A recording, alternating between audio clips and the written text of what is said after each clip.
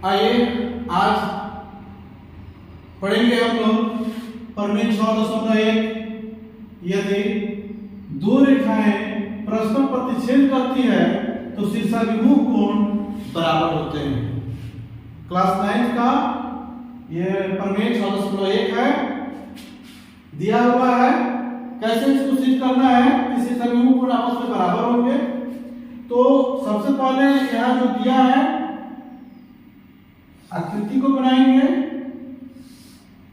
दो रेखा है, प्रमेय कह रहा है कि ये दोनों रेखा एक दूसरे को प्रतिच्छेद करते हैं। इस रेखा का नाम दिया हमने ए और इसका बी, और ये सी और ये डी, और वो बिंदु पर प्रतिच्छेद करते हैं। स्पष्ट हो गया। ये शीर्षाभिमुख कोण हुए इसके,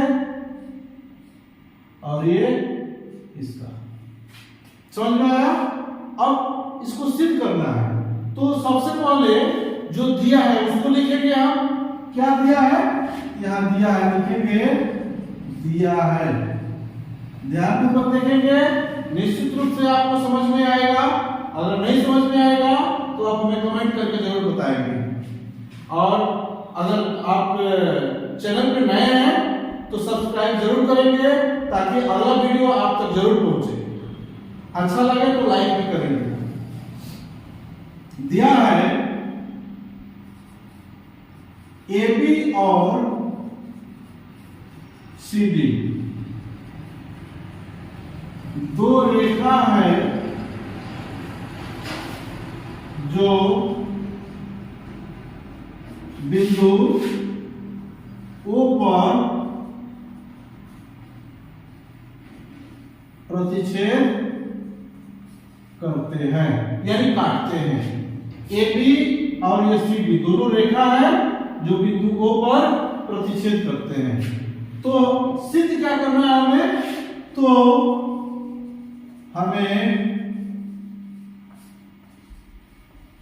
सिद्ध करना है कि शीर्षाभिमुख कोण बराबर होते हैं। तो शीर्षाभिमुख कोण कौन कौन है? ये और ये, इसका शीर्षाभिमुख, फिर यह और ये।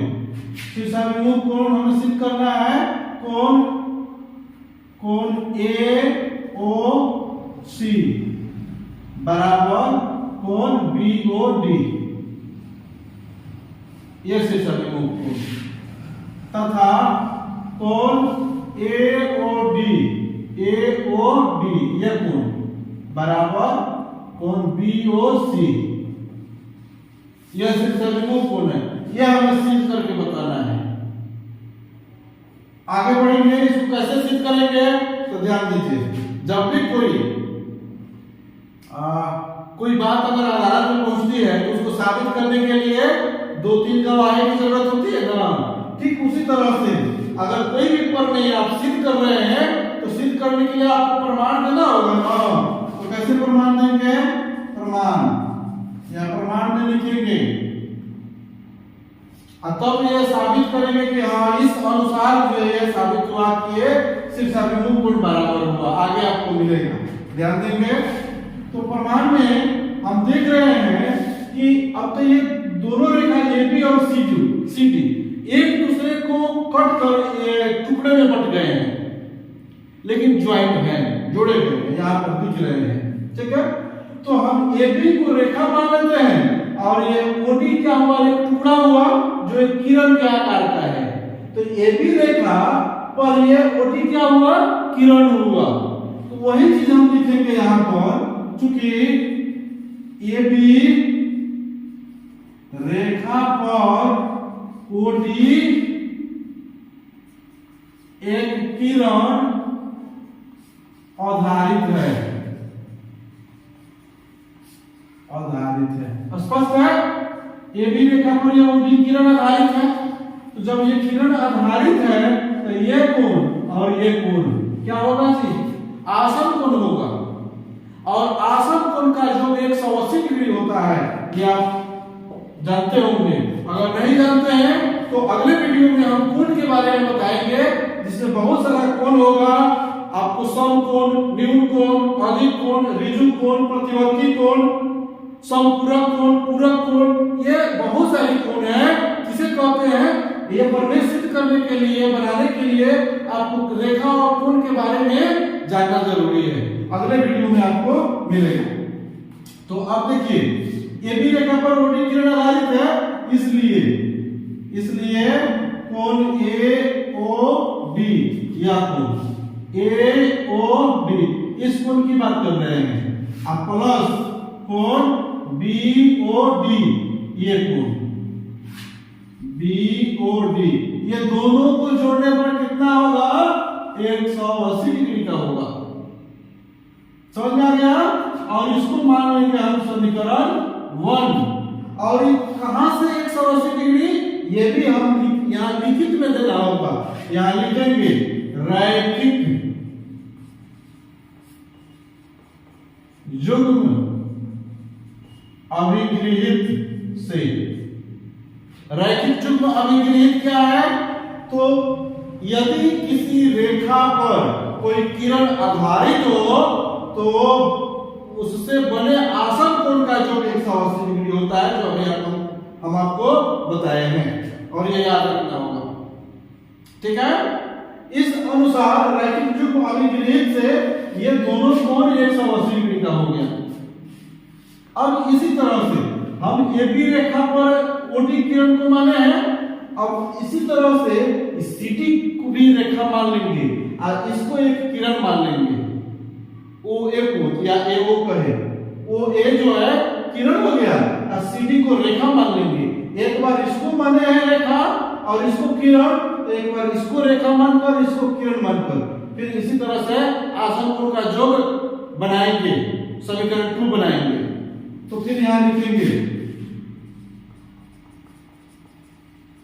इसी प्रकार सीडी रेखा पर ओ ए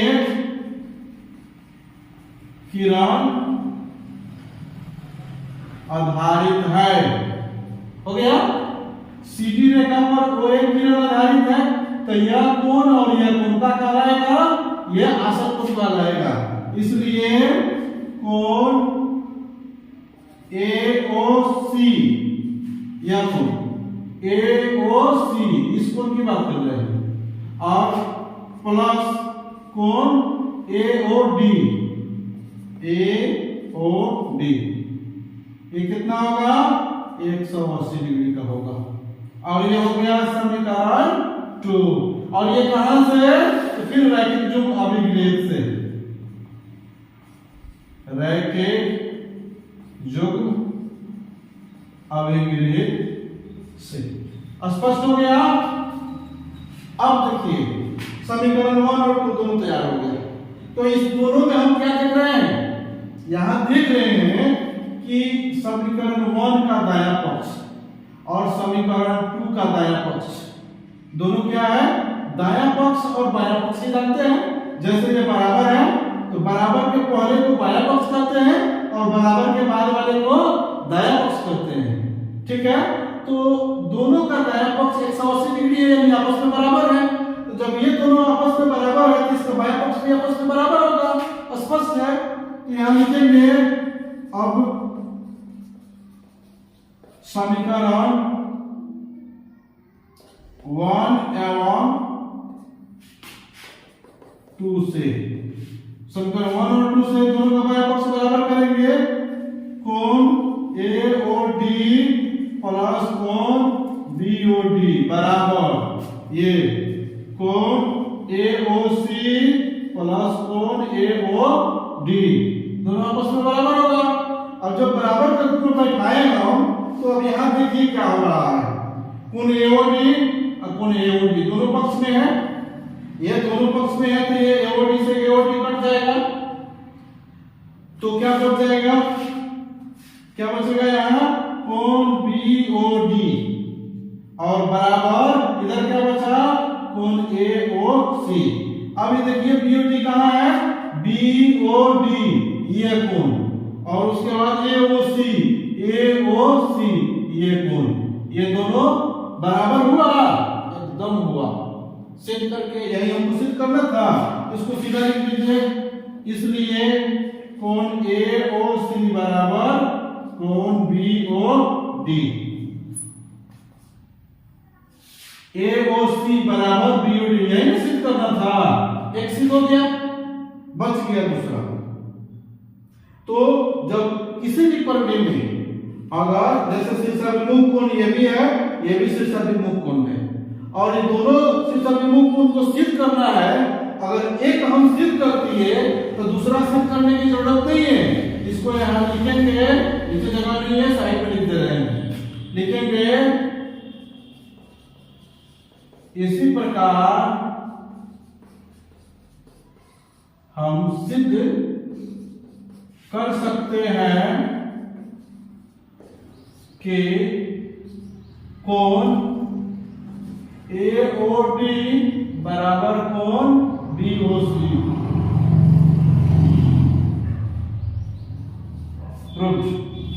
समझ में आ गया? तो इस तरह से आप किसी भी प्रमेय को आसानी से बना सकते हैं। सिर्फ उसका जो रूल है, नियम है, उसे याद रखना है और इसको ध्यानपूर्वक एक बार दो बार रिवाइज करेंगे। अगर आपको समझ में नहीं आए तो कमेंट जरूर करेंगे। फिर मिलेंगे अगले वीडियो में प्रमेय 6.2 के लिए। तब तक के लिए जय हिंद।